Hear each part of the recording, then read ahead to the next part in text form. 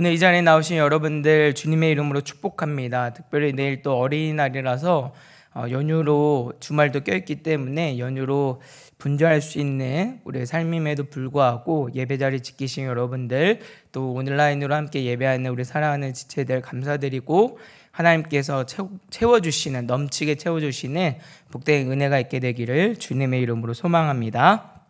특별히 내일 이제 반가운 어린이날인데 아마 몇몇 분들은 썩 이렇게 반갑지만은 않으실 수도 있겠다 싶은 생각이 들어요. 왜냐하면 그동안에는 코로나로 인해서 우리가 나들이가 제한이 되었기 때문에 둘러댈 수 있는 핑계가 있었습니다. 내일 코로나인데 못 가, 사람들 많이 모여서 못 나가. 근데 이제 다 풀렸죠. 사회적 거리두기도 해제가 되고 실내에서는 이제 마스크도 쓰지 않아도 돼요. 그러다 보니까 반드시 이 자녀들과 시간을 보낼 수밖에 없는, 좀 쉬려고 그랬는데 쉴 수 없는, 오히려 더 분주할 수 있는 날이 내일이지 않을까 싶습니다. 그래서 몇몇 분들의 마음속에는 썩 달갑지만은 않을 수도 있겠다 싶은 생각이 들지만, 여러분들의 부탁드리는 것은 우리 어린이들, 우리 사랑하는 자녀들, 하나님이 우리에게 주신 복 중에 복입니다. 우리 사랑하는 자녀들과 함께 즐거운 시간들 보낼 때 또 여러 사람들이 많이 나와서 바쁘고 분주할 수 있겠지만, 이 오랜만이만큼 가족들과, 특별히 자녀들과 하나님 안에서, 주님 안에서 즐겁고 유익한 좋은 추억을 만들 수 있는 시간이 될 수 있기를 주님의 이름으로 축원합니다. 자, 이 시간에 어린이날을 맞아서 말씀을 통해 자녀 양육에 대해서 한번 상고해 보려고 하는데요. 성경이 우리에게 말씀하는 여러 가지 복이 있지만 그 중에서 가장 큰 복 중에 복을 꼽으라고 한다면 단연코 자녀의 복입니다. 창세기 1장 28절의 말씀은 하나님이 그들에게 복을 주시며 하나님이 그들에게 이르시되 생육하고 번성하여 땅에 충만하라, 땅을 정복하라, 바다의 물고기와 하늘의 새와 땅에 움직이는 모든 생물을 다스리라 하시니라 말씀하고 있고, 시편 127편 3절은 이렇게 말씀합니다. 보라, 자식들은 여호와의 기업이요 태 열매는 그의 상급이로다. 아멘. 자, 자녀는 결코 남자와 여자가 뜨겁게 사랑해서 얻어낸 사랑의 결정체와 같은 존재가 아니에요. 자녀는 하나님이 약속하여 주신 복 중에 복이고 복의 실현입니다. 우리의 생육과 번성은 자녀를 통해서 이루어지고, 이를 통해 우리는 땅에 충만하여 정복하며 모든 생물을 다스리는 하나님의 복을 누리게 되는 거예요. 따라서 자녀는 놀라 하나님의 복의 선언이자 복의 실현입니다. 무엇보다 이 자녀가 너무나도 중요한 이유는 이 땅의 하나님 나라가 우리 자녀들을 통하여서 자연스럽게 세워지고 확장되기 때문이죠. 아담과 하와는 하나님께서 직접 창조하셨습니다.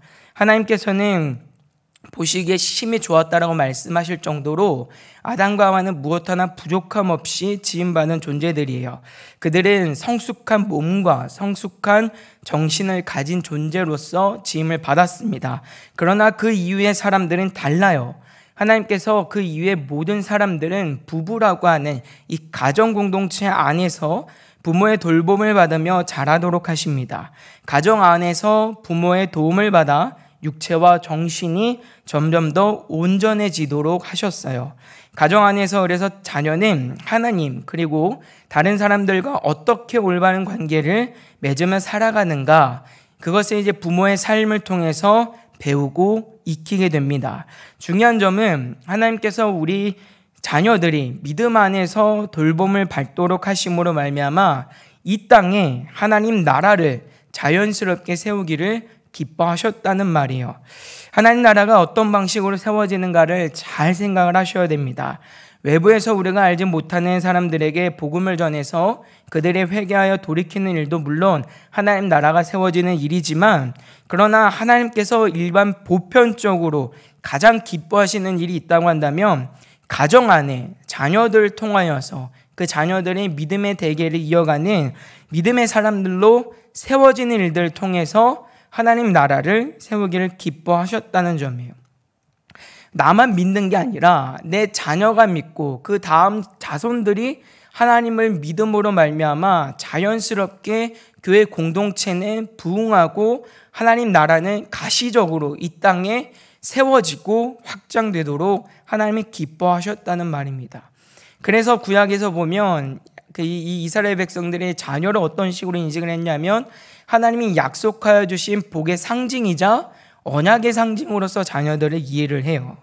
이런 관점에서 볼 때 우리 자녀들은 하나님이 약속하신 복 중에 복이고 더 나아가 이 땅에 하나님 나라를 세우기 위한 굉장히 중요한 존재임을 알 수 있습니다. 그런 만큼 우리 사랑하는 자녀들을 어떻게 그런 믿음의 사람으로 세울 수 있을 것이냐, 어떻게 양육할 것이냐, 이 문제가 사실 우리에게 굉장히 중요한 문제가 되겠죠. 어떻게 해서 우리 자녀들을 구원받게 할 것이냐, 이 정도의 문제가 아닌 거예요. 내가 받은 구원 우리 사랑하는 자녀들도 받아야지, 지옥에 가지 않게 해야지, 살려야지, 단순히 이 정도 차원에서 우리가 자녀들을 양육하는 것이 아니라 더 멀리 봐야 돼요. 하나님의 복 중에 복으로서 이 땅에 하나님의 약속된 복을 실현하고 자녀들을 통하여서 이 땅에 온전한 하나님 나라를 세우기 위해서 오늘 우리는 올바르게 자녀를 양육하고 믿음의 사람으로 세워야 합니다. 그래서 우리는 하나님이 가르쳐 주시는 이 자녀 양육법을 잘 배워야 해요. 자, 그렇다고 한다면 오늘 하나님께서 가르쳐 주시는 자녀 양육법은 무엇일까요? 첫째로 자녀들을 노엽게 하지 말아야 한다 합니다. 자녀들을 노엽게 해서는 안 돼요. 자, 먼저 바울 사도는 이 권면에 앞서서 뭐를 말하냐면 아비들아 이렇게 말을 하고 있죠. 근데 여기서 아비들을 말하는 건 아버지만의 어떤 의무와 책임으로서 얘기하고자 하는 게 아니에요. 당시 유대 사회 속에서는 자녀를 믿음으로 양육하고 말씀으로 양육하는 책임이 아버지들에게 있었어요. 그러다 보니까 지금 이 아비드라라고 하는 권면 속에는 어떤 의미가 있냐면 아버지뿐만 아니라 어머니들, 그러니까 부모님들, 믿음으로 우리 사랑하는 자녀들을 양육하고 키워야 되는 책임을 가진 모든 사람들을 이제 지칭하는 말인데, 자, 그런데 그런 사람들을 향해서 오늘 바울 사도가 뭐를 얘기하고 있냐면 자녀들을 노엽게 하지 말라고 말씀하고 있어요. 자녀들을 노엽게 하지 말아라. 자, 여기서 자녀들을 노엽게 하지 않는다라고 하는 말은 그냥 그들의 감정을 상하게 하지 말아라 이런 의미가 아닙니다. 이는 다른 말로 자녀들은 인격적으로 존중해야 한다는 말이에요.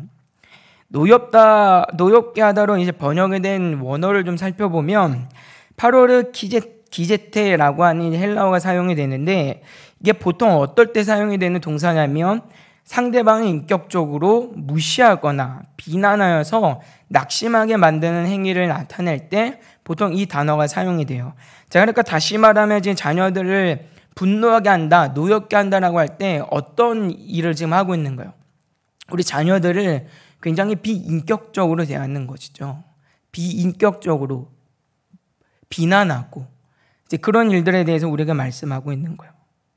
그러니까 다시 말해서 노엽게 하지 말아라 라고 하는 것은 그들의 마음, 감정을 상하게 하지 말아라, 그들을 거스르게 하지 말아라, 불편하게 하지 말아라 그런 의미가 아니라 자녀들을 대함에 있어서 물건 다루듯이 내 마음대로 내가 하고 싶은 대로 감정에 따라서 대하는 게 아니라 인격적으로 존중하고 배려하고 사랑할 수 있어야 된다. 매 순간 그렇게 할 수 있어야 된다라고 말씀하고 있습니다.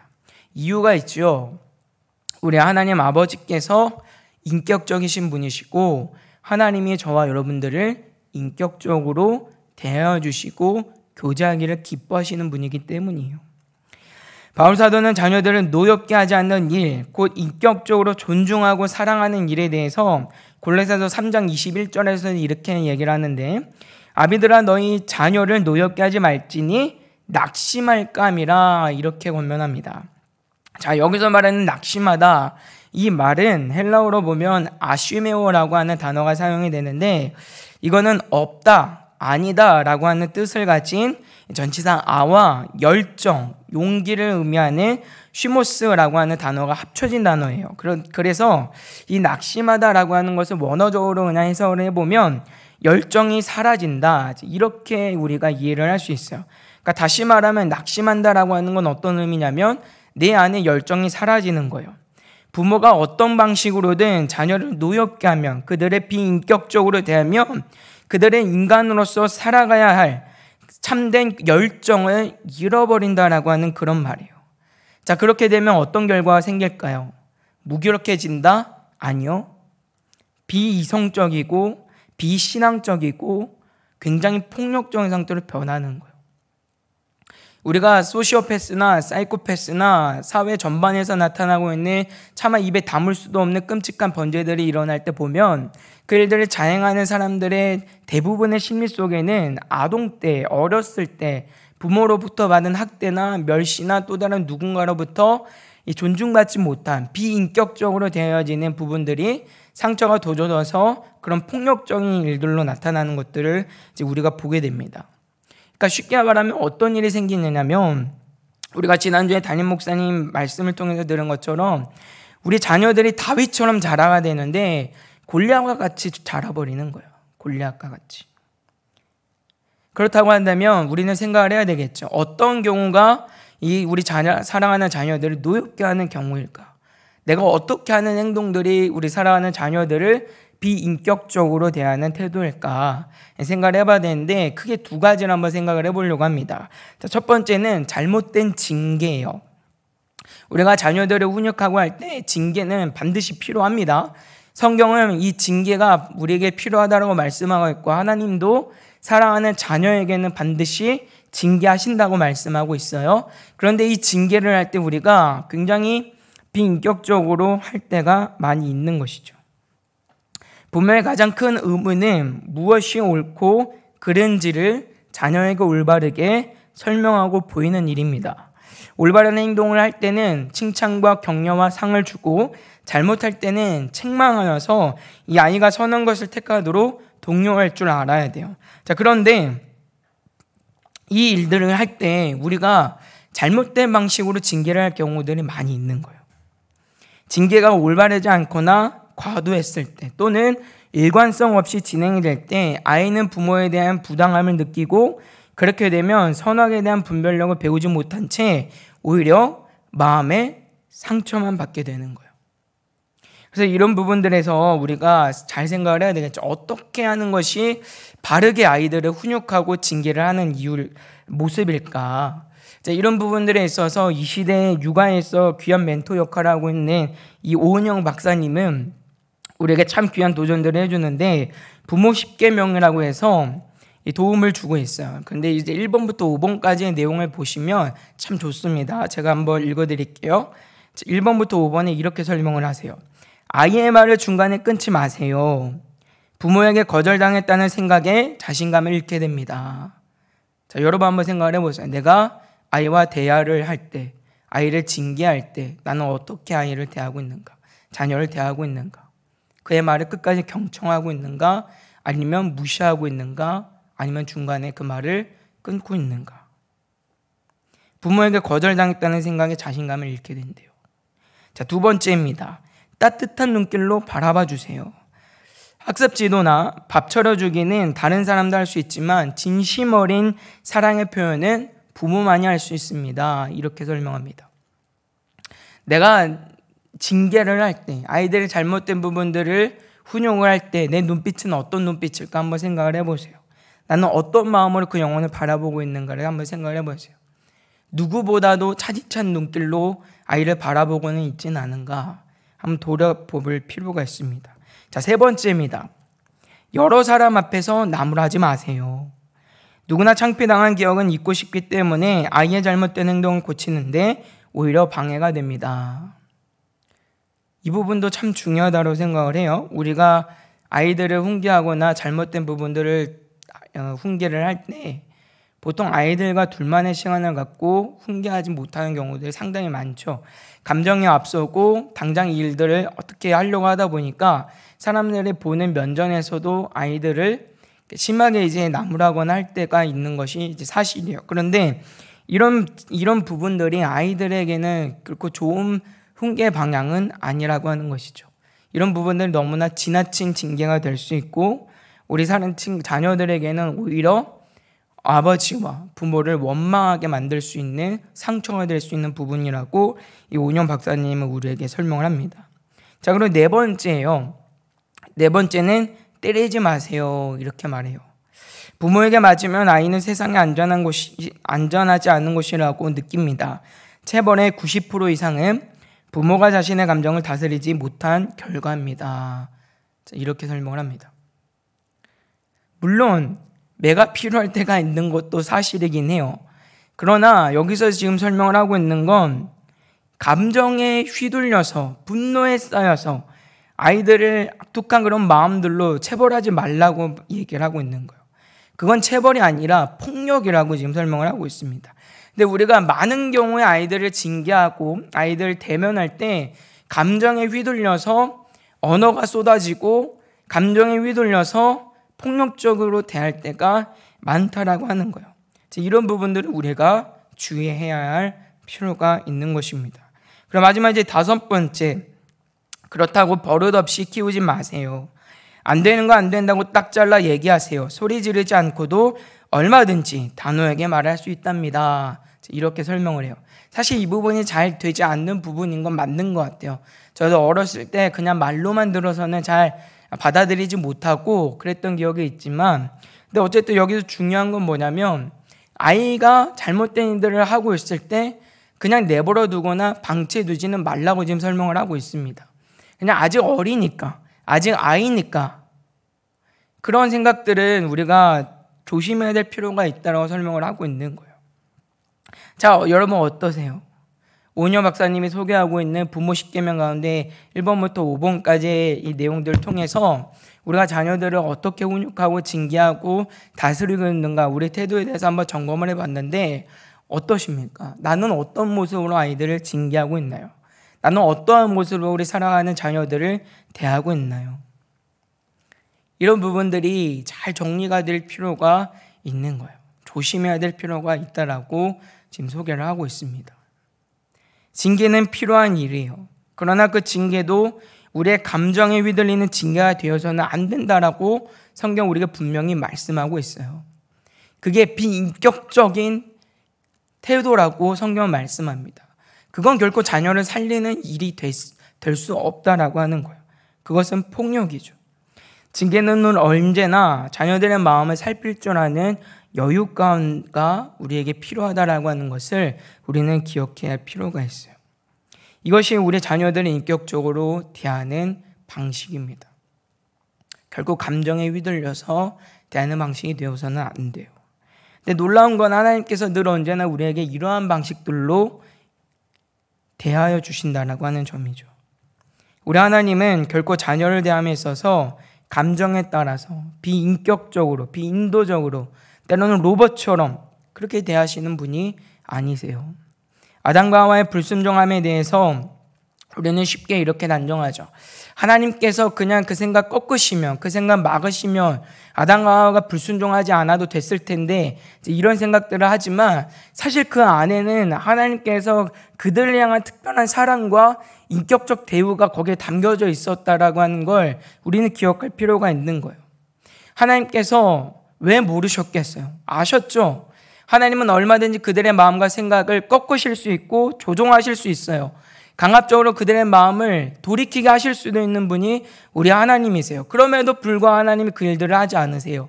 이유가 있다면 첫 번째로는 하나님의 섭리 가운데 그 일들이 필요했기 때문이기도 하지만, 더 중요하게는 하나님께서 그들을 대함에 있어서 그들의 마음을 강압적이거나 강제하시는 방식으로 대하기를 기뻐하시지 않았기 때문이에요.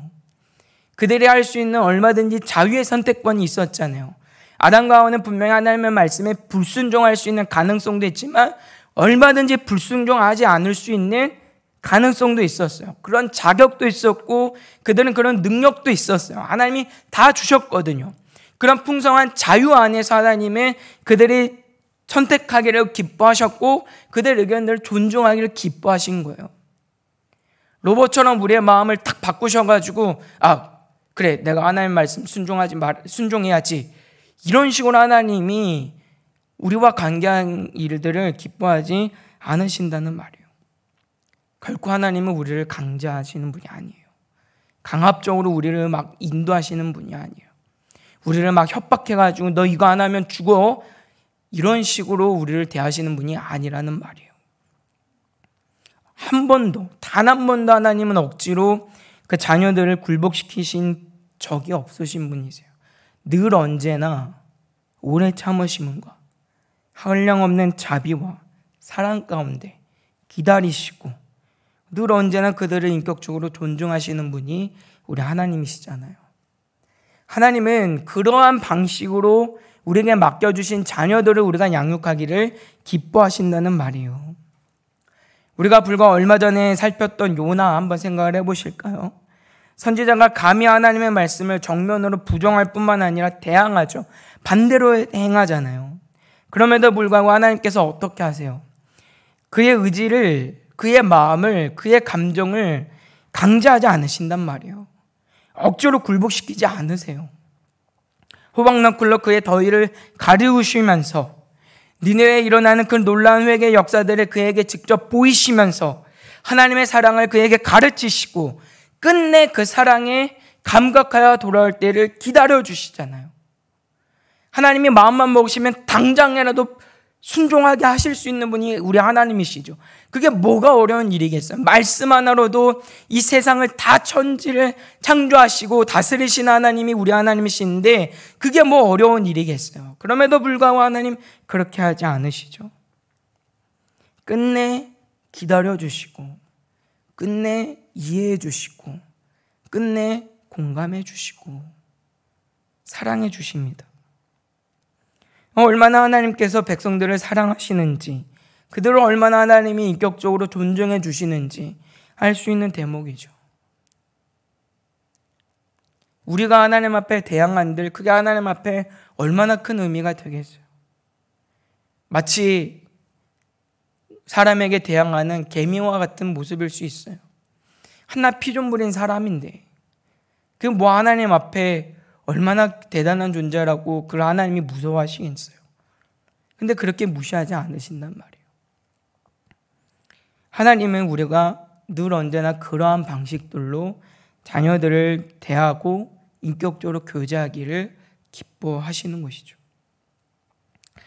이런 부분들을 우리가 잘 이해를 하고 자녀들을 인격적으로 날마다 대할 수 있는 저 여러분들 되시기를 주님의 이름으로 부탁을 드립니다.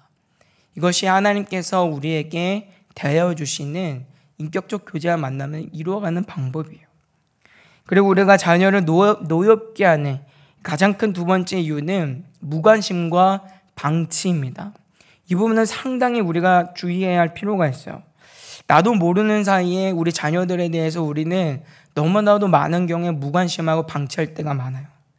부모로서 기본적인 도리도 아이를 바르게 양육하는 방법도 알지 못한 채 부모가 자녀를 무관심으로 방치한다면 자녀는 마음의 상처를 입게 됩니다.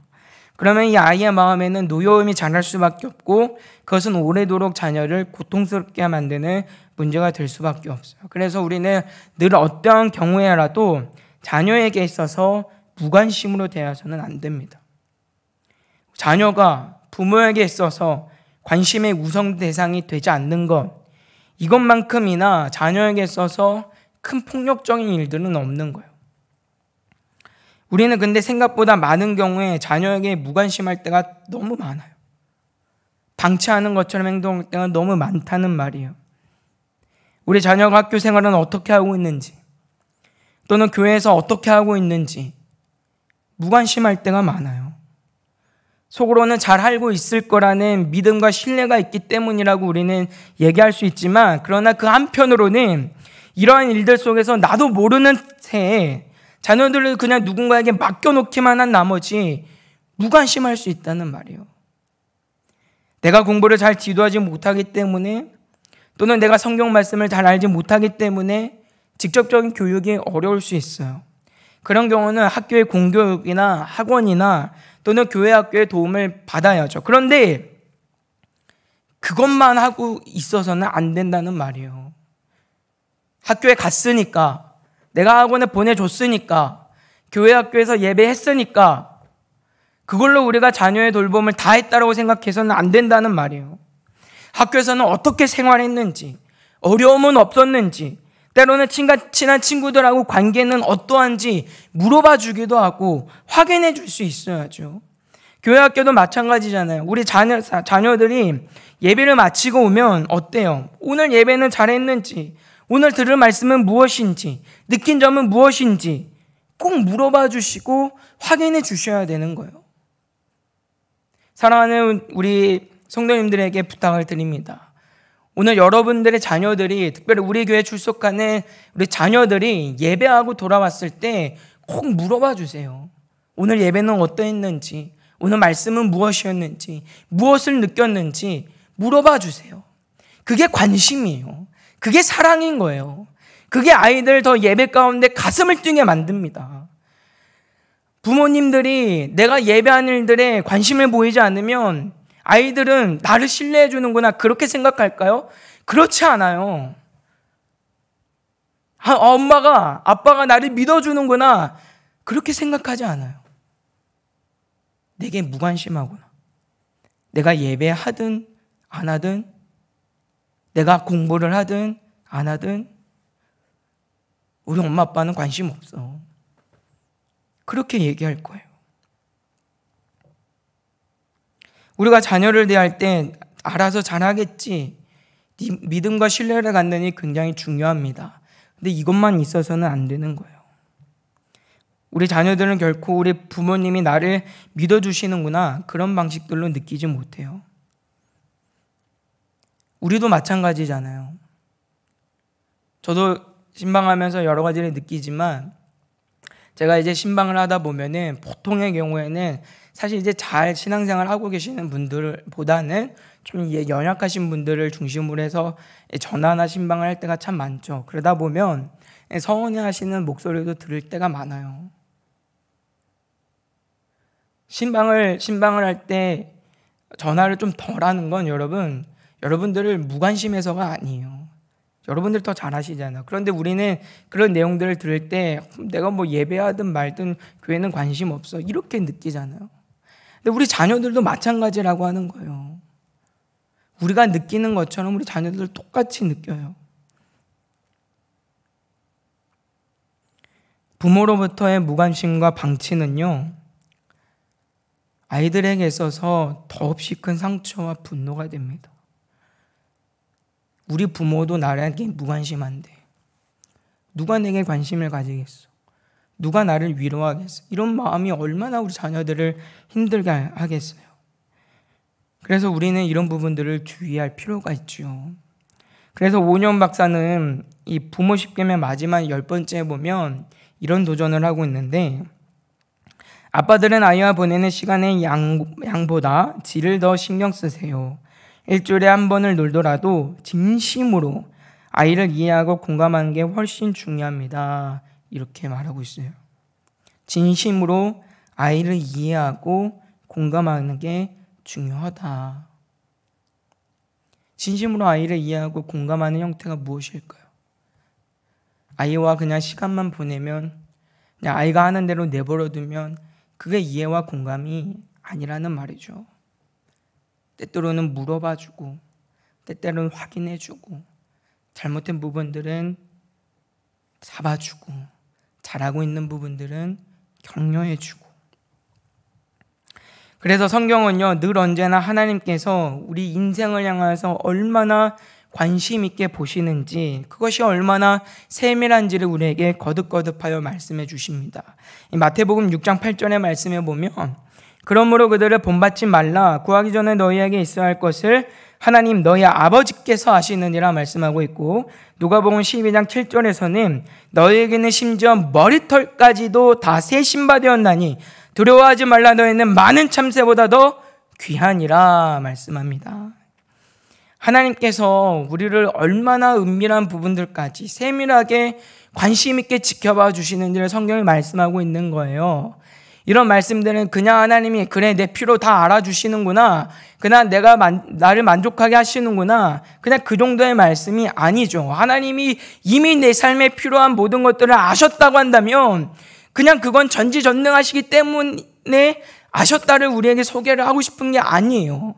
얼마나 하나님이 우리를 친절하게 대하시고 얼마나 우리를 가까이 여기시고 얼마나 세밀한 부분들까지 살펴주시는지 우리에게 보여주시는 말씀이죠.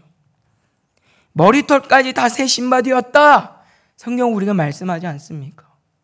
얼마나 하나님이 우리를 세밀하게 관심 있게 지켜봐주고 계시는지 성경 우리에게 보여주고 계시죠.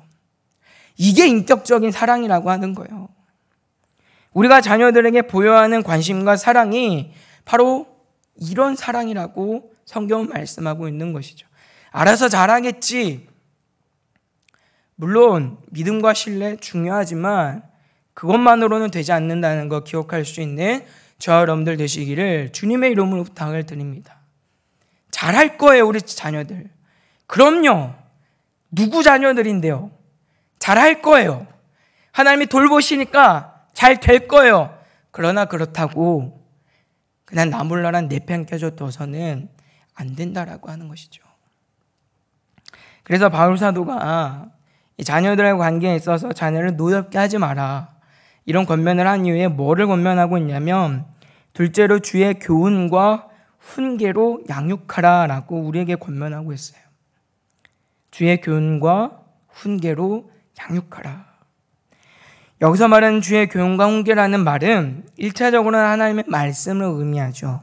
디모데후서 3장 16절과 17절의 말씀에 보시면 모든 성경은 하나님의 감동으로 된 것으로 교훈과 책망과 바르게 함과 의로 교육하기에 유익하니 이는 하나님의 사람으로 온전하게 하며 모든 선한 일을 행한 능력을 갖추게 하려 함이라, 이렇게 말씀합니다. 자녀를 온전히 믿음의 사람, 하나님의 사람으로 양육하기 위해서는 반드시 하나님의 말씀으로 해야 해요.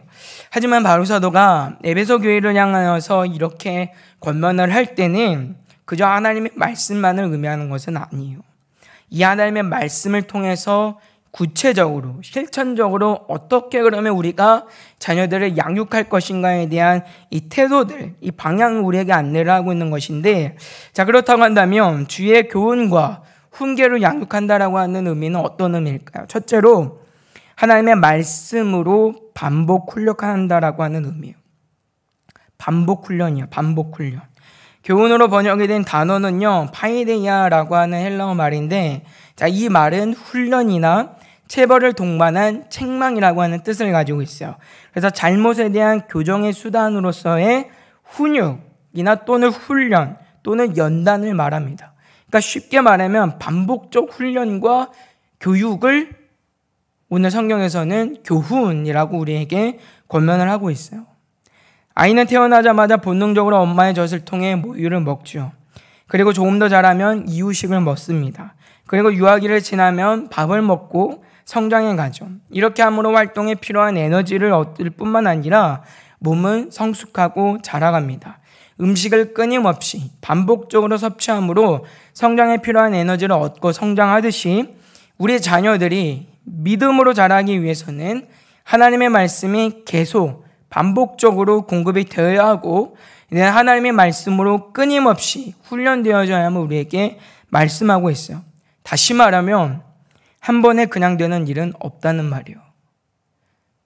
이게 우리가 보여야 되는 관심이죠. 그래서 우리가 자녀들에게 관심을 표하는 거예요. 우리가 자녀 양육에 있어서 가장 오해하는 부분 중에 하나인데, 특별히 신앙에 있어서 우리가 어떤 기대를 하냐면 이 한탕주의를 기대할 때가 참 많아요. 나도 그럴 때가 있었기 때문에, 나도 어느 순간에 변화되었기 때문에 우리 자녀들을 보면 한편으로는 신앙의 한탕주의를 기대할 때가 많아요. 단 한 번에 어떤 특별한 사건과 계기를 통하여서 우리의 믿음이 자라고 변화하기를 기대하죠. 나에게도 그런 기대를 갖는 것처럼 우리 사랑하는 자녀들에게도 똑같은 기대를 가질 때가 있어요. 그래서 우리도 그런 기도할 때가 참 많이 있잖아요. 하나님, 나도 바울 사도와 같이 그런 체험하게 해주세요. 하나님, 오늘 나도 베드로 사도와 같이 무리를 좀 걸어보게 해주세요. 이제 그런 식의 기대들을 할 때가 있는데, 문제는 자녀들에게 똑같은 기대를 할 때가 많아요. 근데 여러분, 이런 부분도 우리가 상당히 경계해야 되는 부분 중에 하나입니다. 이런 한탕주의가 도리어 자녀들에게 관심을 쏟지 못하고 무관심 하게 되는 이 경우들을 만들 때가 상당히 많이 있기 때문이요. 물론 하나님께서 한 번에 우리를 변화시키시는 것 하실 수 있어요. 못 하시는 일이 아니에요.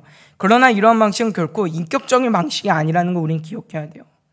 특별한 경우에 바울 사도와 같이 또는 어떤 필요에 의해서 지금 이 시대에도 하나님은 어떤 계기와 사건을 통하여서 그 영혼을 만지시고 부르시고 변화시키실 수 있어요. 그리고 실제로 그렇게 하십니다. 그러나 이것이 일반적인 하나님의 인격적 사랑의 관계와 일하시는 방법은 아니에요. 하나님께서 기대하고 원하시는 방식은 무엇이냐면 일평생의 시간 속에서 계속 반복되는 훈련을 통해서 우리의 믿음이 자라고 성숙해지는 일을 하나님은 기뻐하시는 거예요. 만약 여기에 하나님의 뜻이 없다고 한다면, 하나님께서 그냥 단번에 우리를 변화시키시기를 원하셨다고 한다면 하나님이 오늘이라고 하는 시간, 내일이라고 하는 시간 두실 이유가 없어요. 그냥 한 번에 다 부르셔서 그냥 한 번에 다 변화시키셔서 그냥 한 번에 다 구원하시면 돼요. 근데 하나님이 지금 일하시는 방식이 어때요? 믿음의 대계를 이어가고 영원한 하나님의 시간 속에서 시대마다 하나님께서 그 영혼들을 부르시고 그 자녀들을 통해서 믿음의 대계를 이어가시는 방식들을 하나님이 원하시잖아요. 그걸 기뻐하시잖아요. 그게 하나님이 원하시는 인격적인 교제와 방법이란 말이에요. 하나님은 단 한 번에 우리가 어떻게 변화되는 거 신앙의 한탕줄이 기뻐하지 않으세요. 계속 훈련하기를 원하시고 계속 반복적으로 하나님의 말씀 가운데 우리의 삶을 비추시기를 원하시는 거예요. 그래서 성경에 등장하는 모든 사람들의 면면들을 보시면 신앙이 어때요? 단 한순간에 변화되고 끝나는 사람들이 없어요. 그의 삶의 일평생에 다 하나님과 동행하는 시간이고 변화되는 시간이고 하나님의 말씀을 배워가는 시간이고 하나님을 경험하는 시간들이 되잖아요. 하나를 알았던 내가, 하나도 몰랐던 내가 하나를 알게 되고 두 개, 세 개를 보게 되고 결국에는 마지막 그 영광까지 보는 일평생에 걸쳐서 하나님의 그 일들을 이루어 가시잖아요. 이게 하나님의 인격적인 교제와 사랑의 방법이고 양육의 방법이거든요. 근데 우리가 이런 부분들을 참 놓칠 때가 많이 있는 거예요. 한 번이면 딱 끝날 걸로 기대를 하고 한 번으로 그냥 다 모든 것들을 해결하려고 하니까. 그러니까 우리가 자녀들을 양육하고 할 때 근데 수련회만 보내면 이제 뭐가 다 될 줄로 이제 기대를 하잖아요.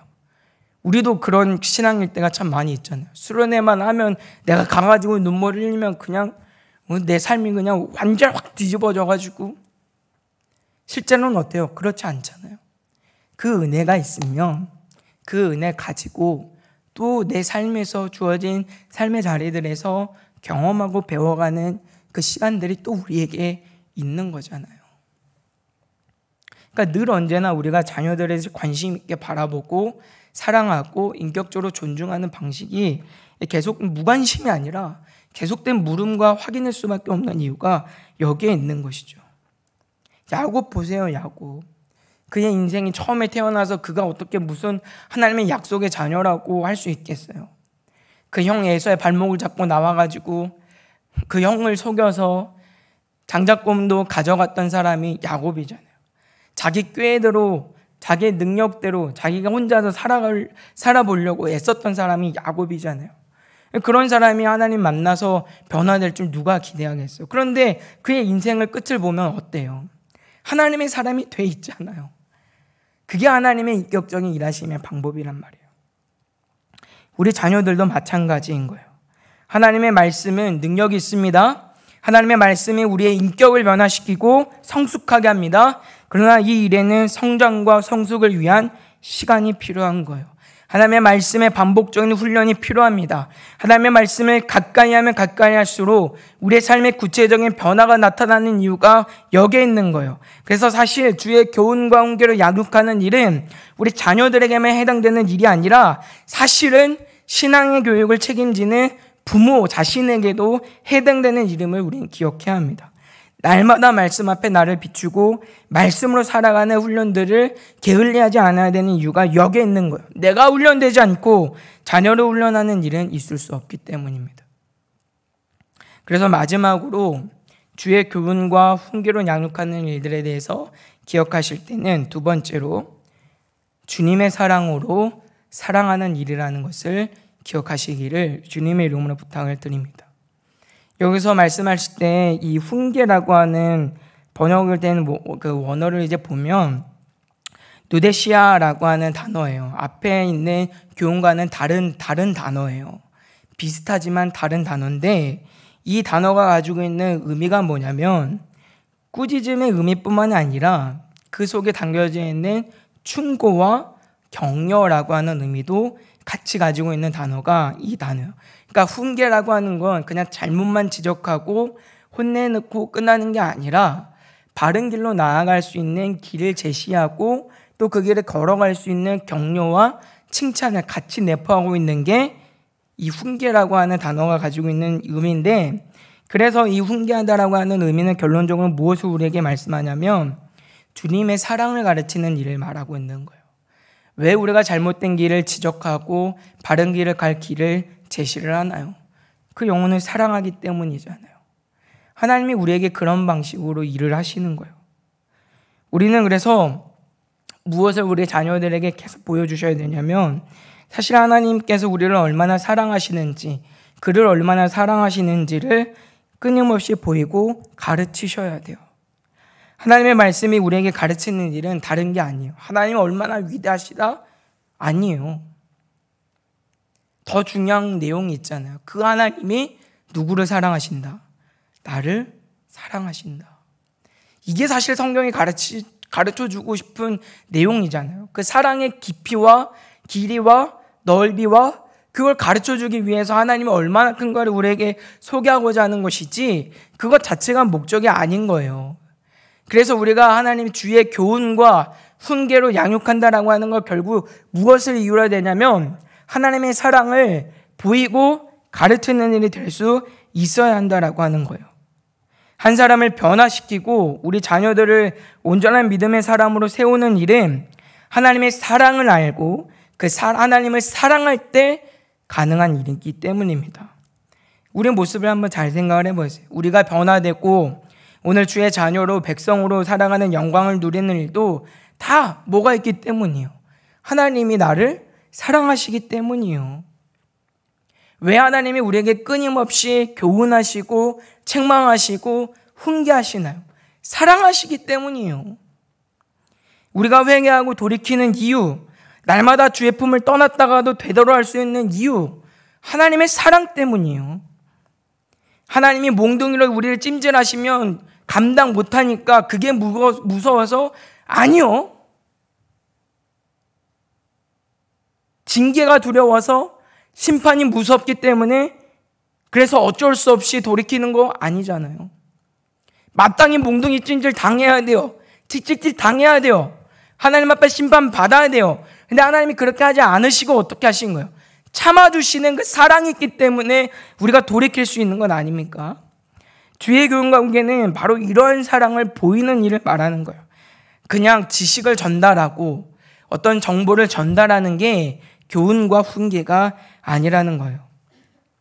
우리 사랑하는 자녀들이 교회 공동체를 떠나고 신앙을 포기하는 대부분의 이유 중에 하나는 우리 모습에서 주님의 사랑이 온전히 비춰지지 않기 때문임을 우리는 기억해야 합니다.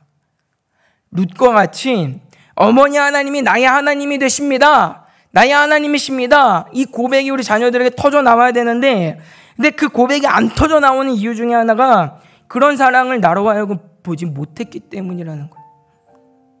열심히 교회는 다니고 열심히 예배는 했는데 정작 그 삶에 나타나는 사랑이 보이질 않아요. 그러니까 우리 사랑하는 자녀들이 이해를 못하는 거예요.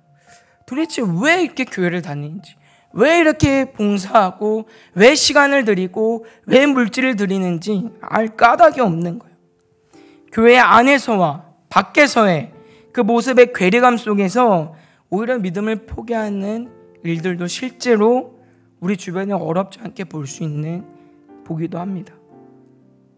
그래서 우리의 모습을 통해서 우리 자녀들에게 주의 사랑을 온전히 보이고 소개할 수 있어야 되는 거예요. 이것이 주의 교훈과 훈계로 자녀들을 양육하는 일입니다. 이러한 사랑이 오늘 하나님이 저 여러분들 양육하시는 방식이고, 우리가 우리 자녀들을 믿음의 자녀들로 양육할 수 있는 방법이에요. 이게 하나님의 양육 방법입니다. 지식을 전달했다고 우리 자녀들이 변화가 되는 것이 아니라 그 사랑이 변화시킵니다. 사랑하는 성도 여러분, 오늘 우리는 말씀을 통해서 하나님의 자녀 양육법을 살펴봅니다. 우리 하나님께서 우리를 인격적으로 대하여 주시는 것처럼 우리는 마땅히 우리 자녀들을 인격적으로 존중하고 사랑할 수 있어야 합니다. 우리 하나님께서 끊임없이 반복적으로 우리에게 말씀하시고 훈련하시고 사랑하여 주시는 것처럼 우리 또한 우리 자녀들을 날마다 말씀으로 훈련하고 주님의 사랑을 보이고 가르칠 수 있는 복된 여러분들 다 되시기를 주님의 이름으로 축원합니다. 이 말씀을 따라 우리 사랑하는 자녀들이 하나님을 알지 못하는 골리앗 같은 다른 세대가 아니라 다윗과 같은 참된 믿음의 세대, 다음 세대로 자라나서 우리 사랑하는 자녀들을 통하여 하나님이 약속하신 복 중에 복을 누리고 하나님 나라를 세워가는 복된 여러분들 다 되시기를 주님의 이름으로 축원합니다.